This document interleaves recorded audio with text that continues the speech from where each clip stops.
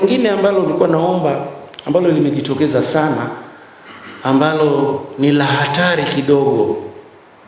La katiba inasema wazi kwamba kila mtu ana haki ya kuwa na maoni. Sasa kuna vikundi ambavyo vinataka maoni yao ndio yasikike, na hii unaiona dhahiri kwenye mitandao ya kijamii. Mtu akijitokeza akitoa maoni yake anashambuliwa kama nyuki. Nadhani hiyo sio afya katika hatua ambayo tunakwenda. Tunataka tuwe na soko la mawazo. Kila mtu anatoa mawazo yanashindana. Mtu ambaye hukubaliani na mawazo yake unamsikiliza, na wewe unatoa maoni yako na mawazo yako. Lakini tabia ya kuzima mawazo ya wengine, sisi wengine baada ya taarifa kutoka, tumepokea simu za matusi zaidi ya 300,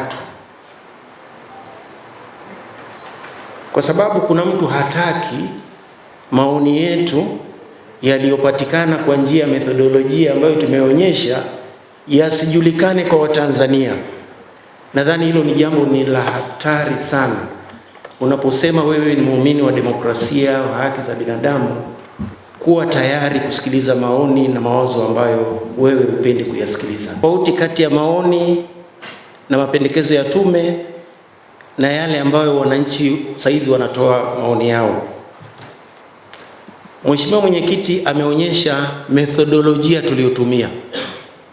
Kwa hiyo maoni yetu yanatokana na methodolojia, na pengine ni vizuri wale ambao watakuwa wanatoa maoni watasaidia sana jamii vile vile, kama watakuwa wanaonyesha na wao methodolojia waliotumia hadi kufikia yale maandiko. Tusije tunatumia methodolojia ya akili unde, inakuandikia, unafanya marekebisho kidogo, unasema haya ni maoni yako. Lakini sisi tunasema maoni yetu yanatokana na ushahidi, na kila kitu ambacho tunakisema unaweza kurudi na kupata huo ushahidi upo.